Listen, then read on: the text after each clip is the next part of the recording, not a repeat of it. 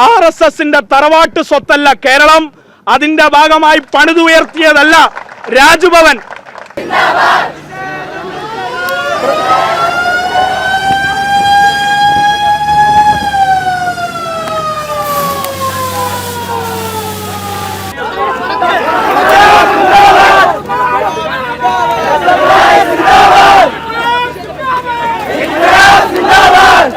Governor Raj Bhavan RSSന്റെ ആസ്ഥാനമായി മാറ്റുന്നു എന്നാരോപിച്ച് SFIയുടെ നേതൃത്വത്തിലുള്ള മാർച്ചാണ് ഇപ്പോൾ നടക്കുന്നത്. കൂടുതൽ വിശദാംശങ്ങളിലേക്ക്.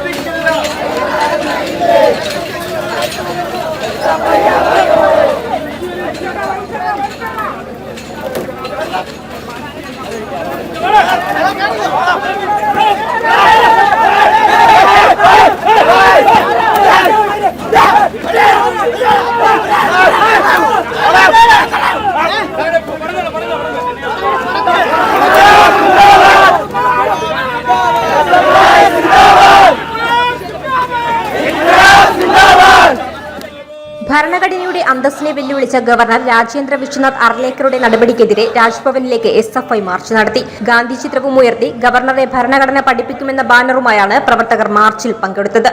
50ഓളം പ്രവർത്തകർ ബാരിക്കേഡ് ചാടിക്കടന്ന് രാജ്ഭവന് തൊട്ടടുത്തു വരെയെത്തി. പോലീസുമായി ഉന്തും തള്ളുമുണ്ടായി. ജലപീരങ്കി പ്രയോഗിച്ചു.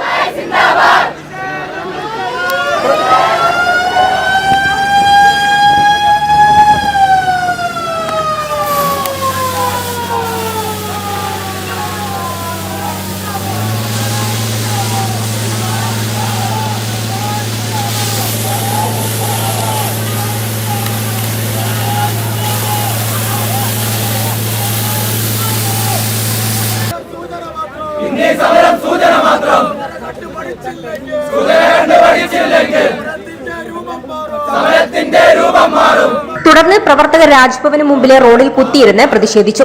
ഗവർണർ കടുത്ത സംഖ്യയാണെന്നും ഗവർണറുടെ തറവാട് സ്വത്തല്ല കേരളമെന്നും SFI സംസ്ഥാന സെക്രട്ടറി PS സഞ്ജീവ് പറഞ്ഞു. നമ്മുടെ നാട്ടിൽ ഉണ്ടായിക്കൊണ്ടിരിക്കുന്ന ഗവർണർമാർ തെരഞ്ഞെടുക്കപ്പെട്ട ഗവൺമെന്റിനെ അട്ടിമറിക്കാൻ നിരന്തരം ശ്രമിച്ചുകൊണ്ടിരിക്കുന്ന ഓരോ വിഷയങ്ങളും നമ്മൾ ചർച്ച ചെയ്തതാണ്.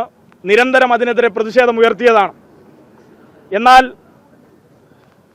രാജേന്ദ്ര അർലേക്കർ എന്ന ഒന്നാം തരം സംഘിയായിട്ടുള്ള ഒരു ഗവർണർ കേരള മണ്ണിൽ ചവിട്ടിയതിനു ശേഷം മുൻ ഗവർണർ കൂടിയായിട്ടുള്ള ആരിഫ് മുഹമ്മദ് ഖാൻ അദ്ദേഹം മുന്നോട്ട് വെച്ച തെറ്റായ നിലപാടുകൾ തിരുത്തി കേരളത്തിൻ്റെ സർക്കാർ ഭരണഘടനാപരമായി ഭരണഘടനയിൽ എഴുതി വച്ചിരിക്കുന്ന ആർട്ടിക്കിൾ പ്രകാരം തിരഞ്ഞെടുക്കപ്പെട്ട സർക്കാരിൻ്റെ നിർദ്ദേശാനുസരണം പ്രവർത്തിക്കേണ്ട ഗവർണർ സ്വയം ഒരു അധികാര കേന്ദ്രമായി തീരുന്ന കാഴ്ചയാണ് നമ്മൾ കണ്ടത്. അതിൻ്റെ തുടർച്ചയിലാണ് ഇപ്പോഴത്തെ ഗവർണർ കൂടിയായിട്ടുള്ള അർലേക്കർ ഇവിടെ രാജ്ഭവനിൽ ചില പ്രവർത്തനങ്ങൾ സംഘടിപ്പിച്ചുകൊണ്ടേയിരിക്കുന്നത്.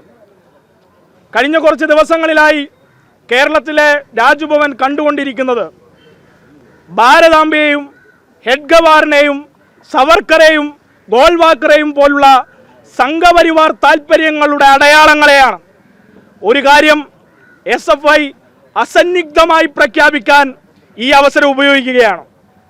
RSSന്റെ തറവാട്ട് സ്വത്തല്ല കേരളം, അതിന്റെ ഭാഗമായി പണിതുയർത്തിയതല്ല രാജ്ഭവൻ.